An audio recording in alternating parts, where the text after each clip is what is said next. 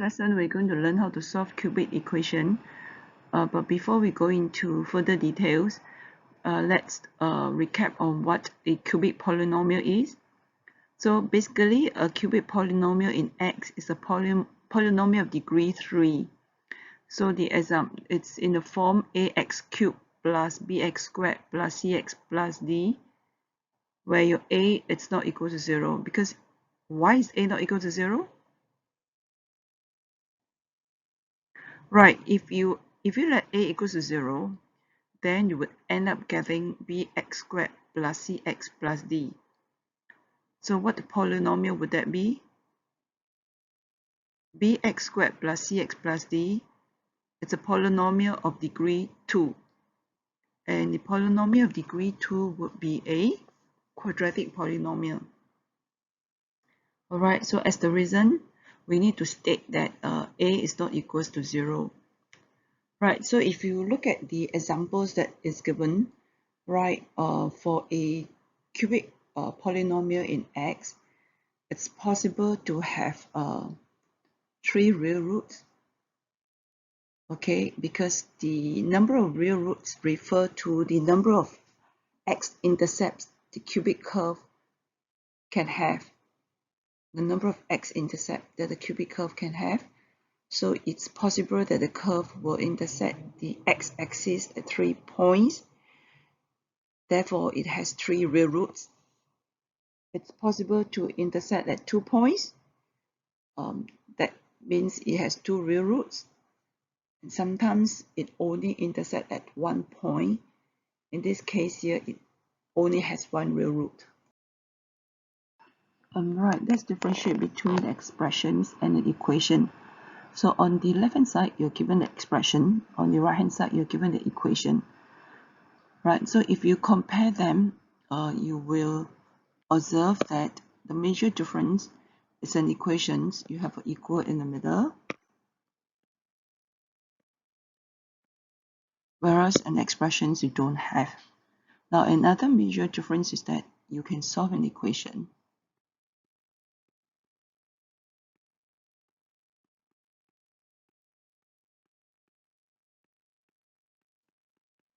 However, you can't solve an expression. You can actually factorize non-linear expression.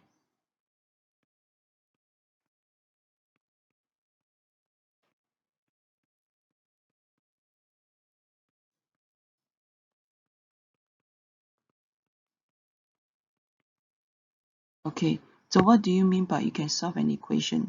It means that you can find suitable values of x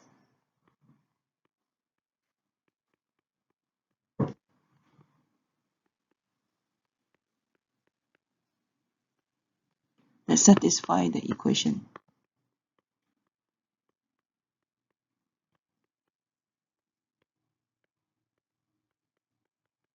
So in the first example that you're given, x minus 2 equals to 0, right?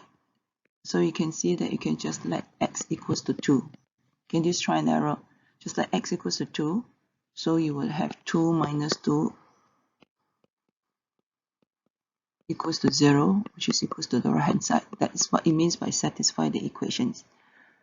Okay. Then for the second example given, you can't use try and error. You need to use a more sophisticated method, and that is the box method. If you were to, let me erase this. Okay, the box method here.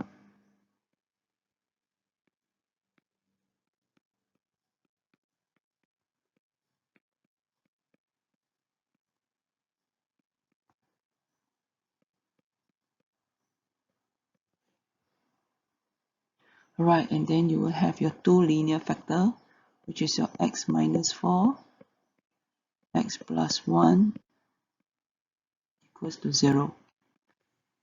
Okay, then from there, from your x minus 4, x plus 1 equals to 0, you apply the zero product rule. What is the zero product rule? The zero product rule is your AB equals to 0. It means that if you have A times B equals to 0, it's either A equals to 0 or B equals to 0.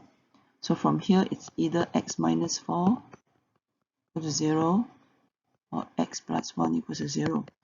So you have x equals to 4 or x equals to negative 1. So what happened here if it is an expression? So if it's an expression, then you actually factorize it. You can factorize it to get these two linear factors. And it is from this factorization that we actually solve it. Right? So can you see the connectivity?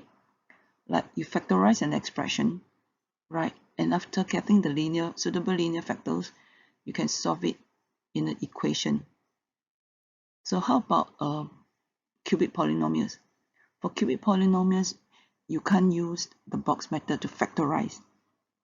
You will have to use a factor theorem to find one suitable factor, and then after that you either use long division or use compare coefficient of similar terms to find the rest of the factors, and then you solve it in a cubic equation. So if you're given an expression, you factorize it, but if you're given an equation, you solve it.